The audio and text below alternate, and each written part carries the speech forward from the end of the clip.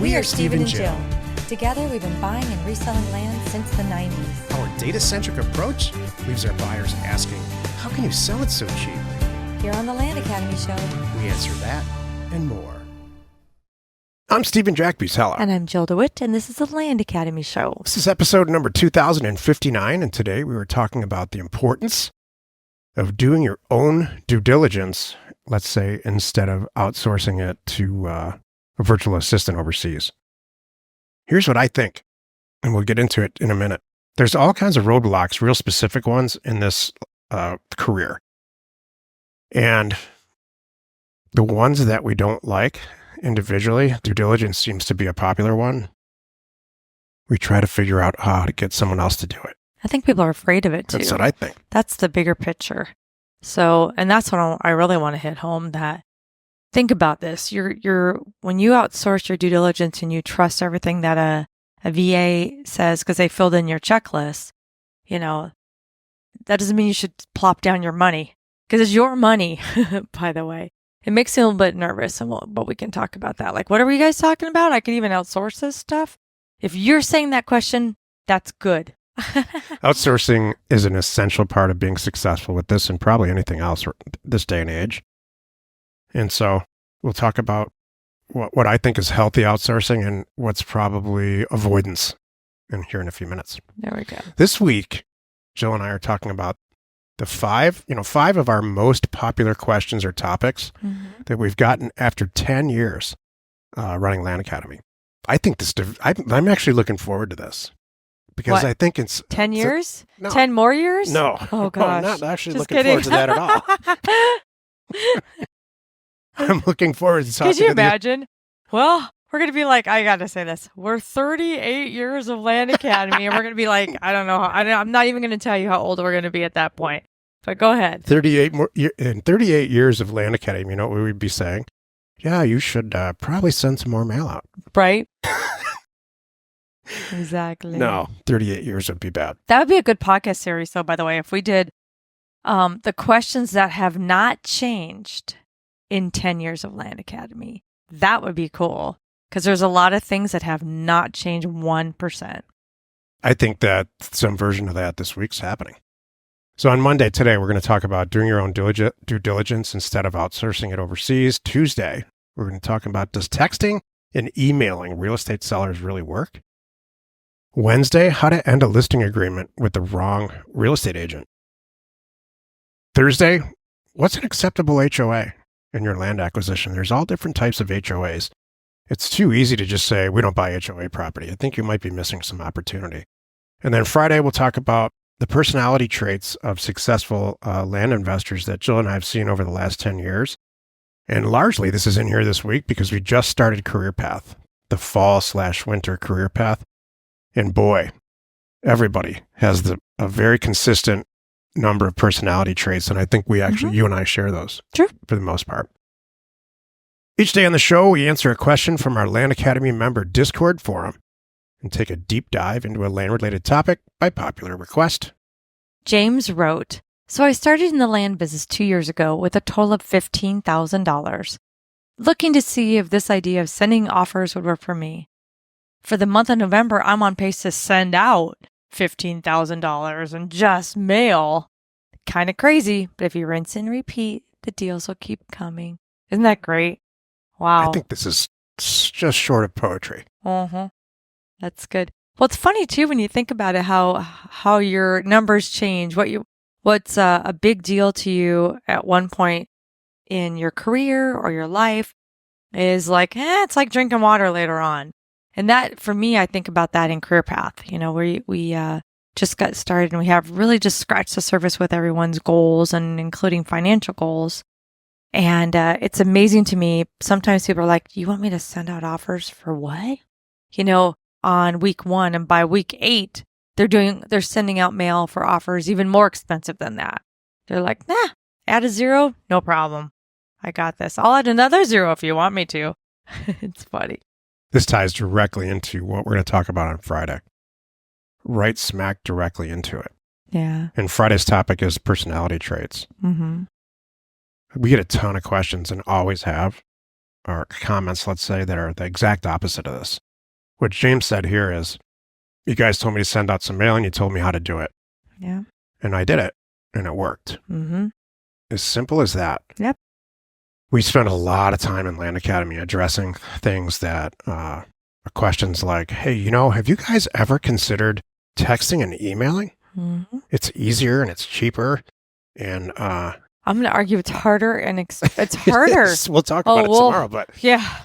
Or they have a personality where they don't really research and focus on what other people who have done this for 30 plus years are saying. That for some reason they need to put a twist on it, really right up front. Mm-hmm. Like, have you ever looked at it this way? Yes, I have looked at it this way. We could talk all about the ways that I've failed all over the years, and there's too many to fill a whole week of topics. I would rather talk about how it works. I'm going to say one thing about James's comment here, which is really cool. So $15,000 spent in mail this month in November. So that's going to generate what? 25,000? That's a good number. 25,000 units of mail, units. Which could generate, let's see, 25,000 units. Let's just say three viable transactions. I would say, you think only 3? Oh, I was 3 if you're doing it wrong. I'm going to say James has been doing this for a couple of years. I'm going to say for every 5,000, he gets like 2 good deals. It may not happen immediately. So 2 times 25 is 50. Wait, is that right? Am I saying that right? For every how many? 5,000? Every 5,000. It's 5 transactions. 5. Wait. 5. It's 5. 2, 4, 6, 8. Okay. Anyway, let's say 10. 10 good deals back. And let's just say he buys 7 of them. Just throwing out numbers. He buys 7 out of this $15,000 investment, and he makes sure that he only makes a minimum of $25,000. Yep. It was the same numbers, yeah. A unit. Is $15,000 investment worth all that? Heck yeah. And then more will trickle in later. It just happens. It's so good. Thank you. Congratulations, James. You have figured it out. And you're not afraid. And you just have made it simple, because it is simple just to follow a path. Today's topic, it's Monday. We're going to talk about the importance of doing your own due diligence instead of outsourcing it to an overseas VA. So like I said originally, at the front part of the episode here, there's pain points for everybody in this business model, including Jill and I, believe it or not.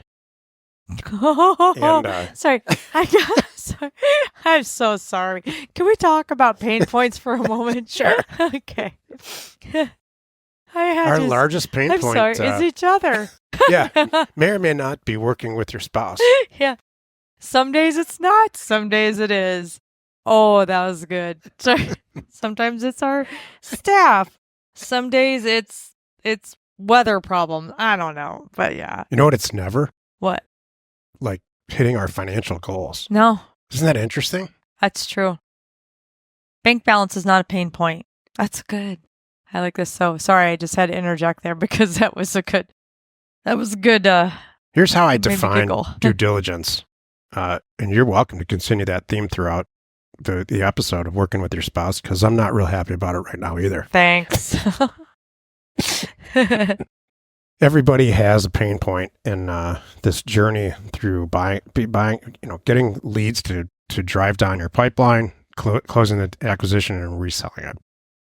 And for whatever reason, due diligence is pain point for many, many people. And I define due diligence in, like, let's say 6th grade terms as, should I buy it or not? Mm-hmm.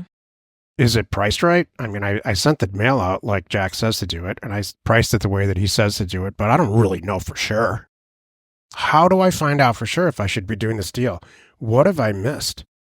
Those are really important things, and they happen to not be pain points for Jill and I for whatever reason. I've never heard you sit down and say, should we actually do this deal? And this is why I'm concerned. Because I know what to look for, because you gave me the 8 A's. Me too. Back then it was 4.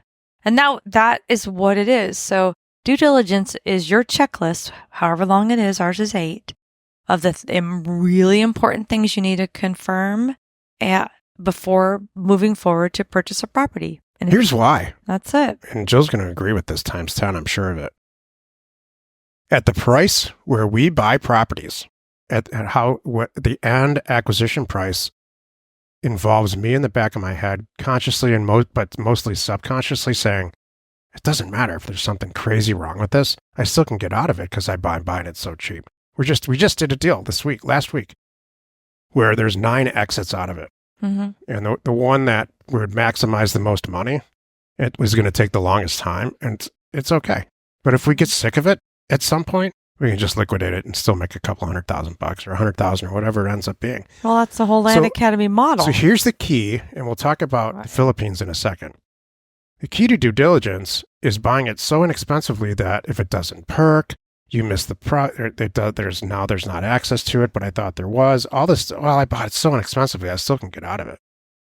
And that's why Jill and I are so nonchalant and have been for years about due diligence, kind of shaking our heads going, what's the big deal with due diligence? I gotta say, though, there's times that I don't even pull the trigger, though. There are properties that are too cheap. I have had people try to give me property, and you too, over the years, that I'm like, I don't want it. They're like, take it off my plate. I'm like, I'm so sorry.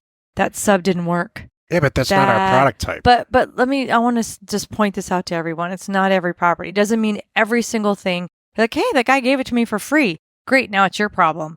Do you want to just have that in your inventory and you stare at it and you're mad at it and the tax bills come and whatever? I mean, I want to make that really, really clear that it's not always money in the end that makes the decision. Not always. Thank you.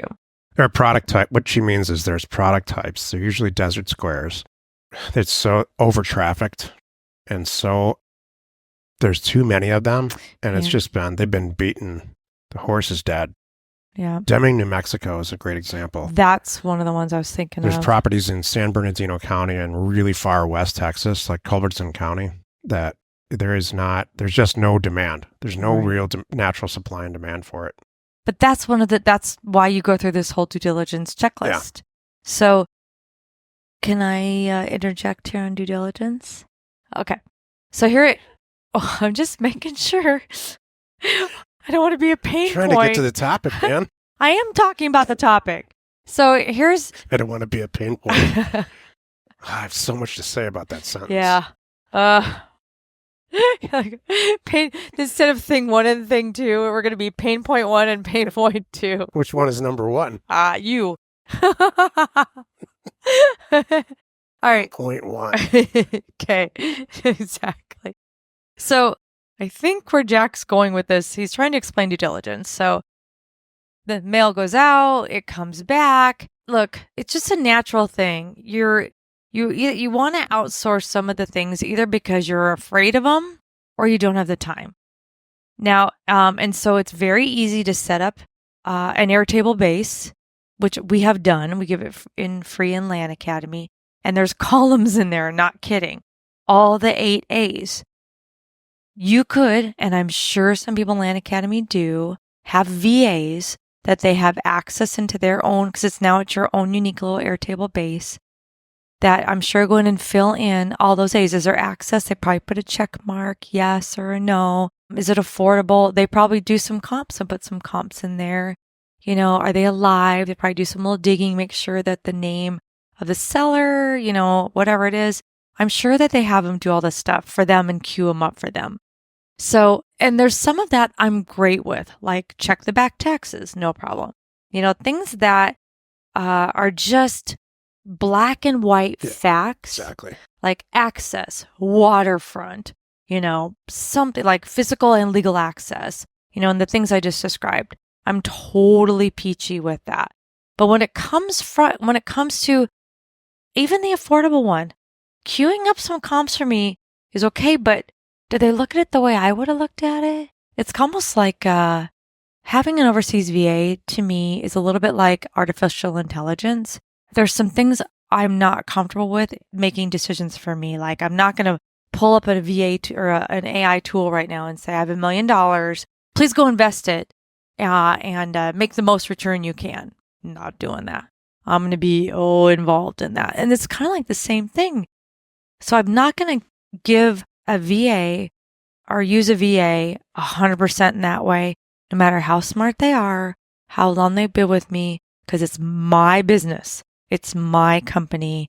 I don't think it's the best thing to There's do. an art and a science to this. True. So if you picture in an older neighborhood, not in a master plan community, 5 houses in a row that were built by probably what ended up back then, different builders, different floor plans, and now they're aged in place. They're all in different condition. One of them's original, one of them's been completely redone. And you look at those 5 houses. Do you think somebody from the Philippines is going to say that one's better, or this one's better, or this one justifies the price that the seller wants? Those are very nebulous feelings, art, not science. And that will never, ever go away. True. No algorithm will justify or compensate for that. There are no number of statistics that will be available in my lifetime anyway in a data set that are going to say, this is why you should make the decision, Jack. True. And Even so, the Zestimate hasn't caught you. Can't trust that. oh, 100%. That's the beginning. The Zestimate is Zillow's way of valuing real estate. Right. Is the very, very beginning of a long journey, a relationship between data and valuing real estate. That's the very first part. Mm-hmm. I think what we'll see over the next 36 months when it comes to that is amazing, and probably will go toward more accurate valuations of all types of real estate. AI will probably lead. The AI is only as good as the data set that it's drawing from. Right. And that will happen. But in the end, you're going to stare at those 5 houses and you're going to say, well, it didn't account for the fact that it's orange, and orange is a very unpopular color now. You think it's going to be able to tie together? Fast forward for me now, several years. Like, I wonder if there's going to be like a Zestimate version where it has comps, right? It knows what sells in the neighborhood, but then it has to know that was a remodeled house, not a 1935 house. Then is it going to be able to mirror that with Google, driving down Google Streets and see that there was a dumpster out front? So it's guessing this house is remodeled. That'll happen. Okay. So here's the thing. Younger generations they're smarter than older generations for several reasons. Number one, they're motivated to make more money or be more successful than their parents, or they're younger, they just have more energy. Not jaded. And smart. Yeah, they're not jaded with reality. And so that motivation is priceless. It's the reason that young people make great soldiers. They just have no idea what they're getting into. And it's that reason. So what's happening now with this very young generation is that AI is something that our generation, Jill and I, aren't that familiar with. We understand how it works. We know what it is. We understand the applications, but certainly are not writing script to manage it or to utilize it to its fullest capacity in what we do. Instead, we rely on decades and decades of experience. So all that stuff's going to happen. And I think I see it happening more and more. This very young generation in their early 20s are kind of winking at each other saying, Grandma and Grandpa don't understand this. True. So that's fine. But Grandma and Grandpa also have all the money. Good point. So due diligence is it's probably why Jill and I. So think about this as a topic, and we'll end on this. All the stuff that we just said that's not available, that AI driven available, we are still required to talk to the seller on the phone, talk about what Jill does, talk about, well, Grandma just died, and we're buying the house, and this is what's going on, and it's the original 1950s kitchen is still in it, or this piece of land. It was built up all around it. You can't see it in the data, so this is why it's worth more. And we have to make a judgment about that and not rely on a 19-year-old from the Philippines who's never, and I'm not knocking the Philippines, a 19-year-old from anywhere, in a completely different socioeconomic, cultural situation, make a decision for us about whether or not we should buy a piece of land in Arkansas. It just doesn't make sense. Join us tomorrow, where pain point number 2 talks about texting and emailing and whether or not it works for capturing the attention of real estate sellers. Thank you. We'll talk about it together. You are not alone. and your real estate ambition.